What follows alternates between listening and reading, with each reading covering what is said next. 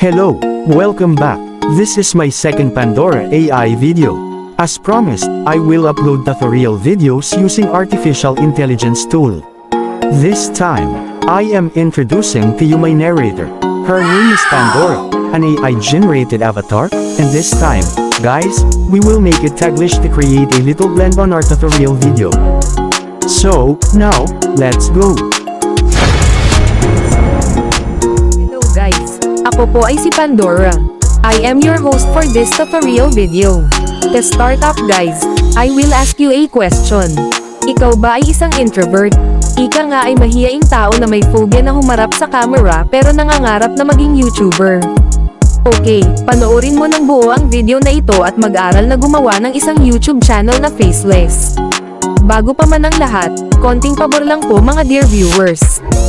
Give us a thumbs up, share our video and subscribe to our channel. Hit the notification bell to keep you updated on our new videos. Now, umpisahan na natin ang ating video guys. Please follow my lead.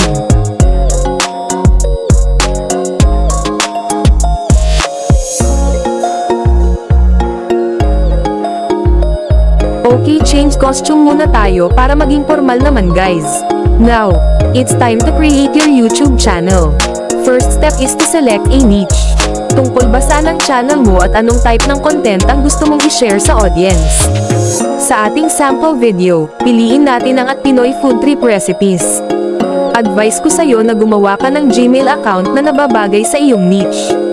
Sample, pinoyfoodtrip.ph@gmail.com. Pagkatapos ay mag-login ka sa iyong Gmail and then now begin to create your YouTube channel.